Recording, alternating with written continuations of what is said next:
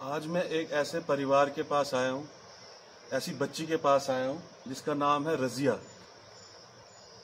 ना ही इसके पिता हैं, ना ही इसकी माँ है। दोनों आज इस दुनिया से चल बसे हैं। और ऊपर से मुझे ये ऐसे पता चला कि ये बच्ची जो थी, इसके और भी भाई बहन हैं छोटे, इससे छोटे हैं, और ये उनका भी देखभाल करती थी।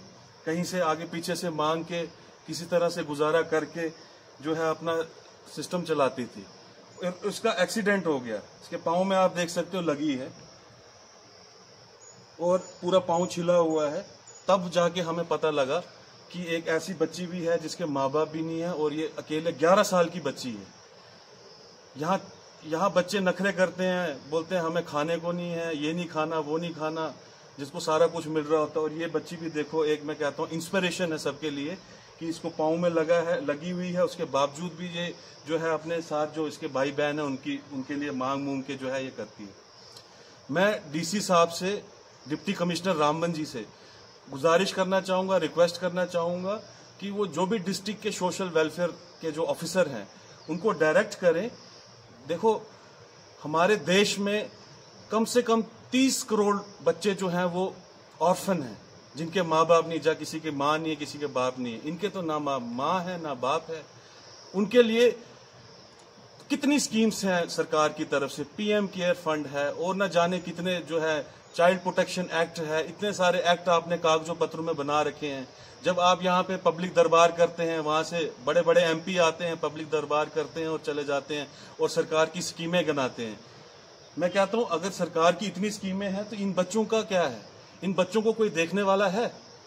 मैं पूछना चाहता हूँ। आज तो चलो हमने इनकी मदद कर दी 1-2 महीने के लिए, चलो आगे भी करते रहेंगे थोड़ी बहुत, लेकिन लाइफ टाइम के लिए मैं चाहता हूँ, डीसी साहब से आपसे गुजारिश करता हूँ कि ये बच्ची जो है रजिया, ये ऊपर गोविंदपुरा में रेंट में रहती है, किराया दे के यहाँ पे रह रही है, और जो आगे पीछे वाले उनकी थोड़ी बहुत मदद करते हैं, मैं उनका भी शुक्रिया करता हूँ। लेकिन मैं आपसे ये कहना चाहता हूँ कि आप इनकी जो है एडमिशन चाइल्ड केयर इंस्टीट्यूशन में, जो CIIs खुले हुए हैं हमारे जम्मू कश्मीर में, खास करके जो हमारे डिस्ट्रिक्ट में रामबन में है, उसमें आप इन बच्चों को जो है उसमें एडमिट कीजिए।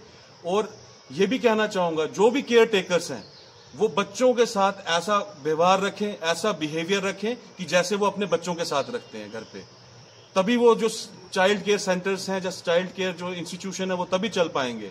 अगर आप इन बच्चों को डराओगे, धमकाओगे और अपना नहीं समझोगे तो ये बच्चे चाइल्ड केयर इंस्टीट्यूशन से भी भाग जाएंगे। और यही नतीजा है, ये बच्चे जो है वहां से भागे हैं, यहाँ पे आए हैं।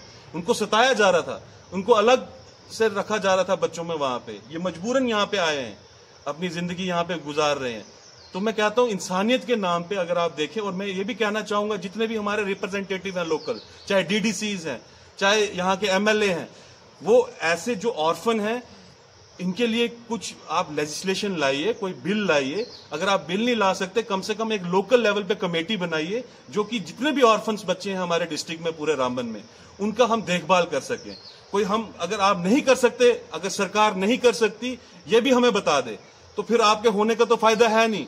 फिर हम खुद ही कुछ करते हैं, अपने लेवल पे कमेटीज बनाते हैं और इन बच्चों की वो करें। वो हम करने जा रहे हैं, वो हमने डिसाइड कर लिया है, क्योंकि हमने देख लिया आपसे कोई उम्मीद नहीं है। अगर ये कितने साल से आप यहाँ रह रहे हो?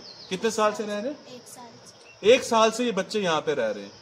ये फर्ज बनता है डिस्ट्रिक्ट सोशल वेलफेयर जो ऑफिसर हैं, जो भी सोशल वेलफेयर के कंसर्न जो ऑफिसर्स हैं, उनका ये फर्ज बनता है कि इनको आइडेंटिफाई किया जाए, ऐसे बच्चों को, जितने भी ऑर्फन बच्चे हैं पूरे डिस्ट्रिक्ट रामबन में, और इनको चाइल्ड केयर इंस्टीट्यूशन में एडमिट किया जाए जब तक ये 18 साल के नहीं होते, जब तक ये इंडिपेंडेंट डिसीजंस नहीं लेते। उसके बाद भी जो अभी लेजिस्लेशन आई है चाइल्ड केयर को लेके, वो ये है कि 23 साल तक जो है सरकार इनका खर्चा जो है, रहने का, पढ़ाई का खर्चा जो है वो पूरा करेगी। इनके लिए पढ़ाई भी फ्री है, खाना भी फ्री है, रहना भी फ्री है। कैसे करेगी? 11 साल की बच्ची है। अब मैं कल इसका बैंक अकाउंट खुलाने जा रहा था, इसके पास ना कोई कागज है, ना डेट ऑफ बर्थ है इसके पास, ना आधार कार्ड है। कौन बनाएगा इसका आधार कार्ड? हम तो कोशिश करेंगे, हम तो जाएंगे, हम डीसी के पास भी जाएंगे और हम जो भी कंसर्न्ड ऑफिशियल्स हैं उनके पास भी जाएंगे, इसका आधार कार्ड भी बनाएंगे, इसका डेट ऑफ बर्थ भी बनाएंगे, इसका अकाउंट भी खुलाएंगे, और फिर अकाउंट खुला के वो हम सोशल मीडिया पे पूरा वायरल करेंगे वो अकाउंट नंबर। और हम लोगों से रिक्वेस्ट करेंगे, क्योंकि सरकार ने तो हाथ खड़े कर लिए हैं, सरकार तो कोई मदद कर नहीं रही ऑर्फन्स की, तो हम खुद ही अपनी एक कमेटी बनाएंगे और हम कोशिश करेंगे कि जितने भी ऑर्फन बच्चे हैं हमारे डिस्ट्रिक्ट में, खासकर हम अपने डिस्ट्रिक्ट से स्टार्ट करेंगे, जितने भी ऑर्फन बच्चे हैं उनकी ज्यादा से ज्यादा हम जो है मदद करेंगे। शुक्रिया, जय हिंद। मेरे पापा का नाम था मोहम्मद शफी और मेरे पापा की डेथ हो गई है और छोटे छोटे हम बहन भाई हैं, माँ की भी डेथ हो गई है। हम किराए पे रहते हैं मात्रा में।